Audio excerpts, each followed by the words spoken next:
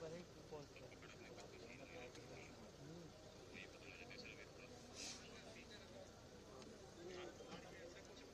नहीं नहीं, हाँ वो बताइए ना, वो बता दो तो। और बस हाँ, और कुछ सामान लेके वो मेकअप को तो दो चार चाहिए ब्रश टाइप की रहने भी लेने हैं बस।